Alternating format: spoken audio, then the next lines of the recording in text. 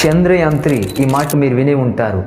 ISRO ISRO Indian Space Research Organisation వారు, భారతీయ అంతరిక్ష పరిశోధన కేంద్రం వారు మన భూమండలం నుంచి చంద్రమండలానికి ఒక రాకెట్ను పంపించారు. సుమారు 3900 కేజీల బరువు కలిగినటువంటి ఒక రాకెట్ను చంద్రమండలం మీద పంపించారు. ఈ భూమి నుంచి ఎప్పుడు ప్రారంభమైందని మనం ఆలోచిస్తే 14వ తారీఖు 7వ నెల 2023లో భూమి నుంచి రాకెట్ ప్రయాణం ప్రారంభమైంది. అలా వెళ్తూ ప్రయాణం అయిపోయిన తర్వాత ఇంచుమించు 23వ తారీఖు 8వ నెల 2023కు చంద్రమండలానికి చేరింది. ఇంచుమించు 40 రోజులు ప్రయాణం కొనసాగింది.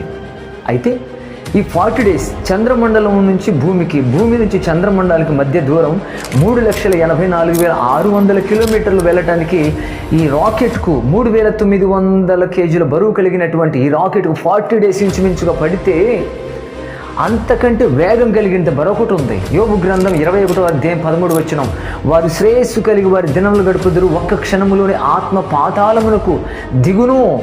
అంటే రాకెట్ కంటే వేగవంతమైనది, కాంతి వేగం కంటే వేగవంతమైనది ఏదైనా ఉందంటే ఆదికాండం 2వ అధ్యాయం 7వ వచనం, దేవుడని యెహోవా నేలమంటితో నరుడు నిర్మించి వారి నాసికారంధ్రములో జీవవాయువునొదుగా నరుడు జీవాత్మ అయ్యను. మనిషి మరణించిన వెంటనే దేవుడు ఇచ్చినటువంటి ఆత్మ ఒక్క క్షణంలోనే పాతాళానికి వెళ్ళిపోతుంది. భూమి నుంచి రాకెట్ చంద్రమండలానికి వెళ్ళటానికి 40 డేస్ పడుతుందేమో, కానీ మనిషి మరణించిన తర్వాత ఆత్మ యొక్క ప్రయాణం ఎంతో తెలుసా? ఒక్క క్షణం. మన పౌరస్థితి భూలోకం కాదు, మన పౌరస్థితి చంద్రమండలం కాదు. ఫిలిప్పీ పత్రిక 3వ అధ్యాయం 20వ వచనం, మన పౌరస్థితి పరలోకమందున్నది.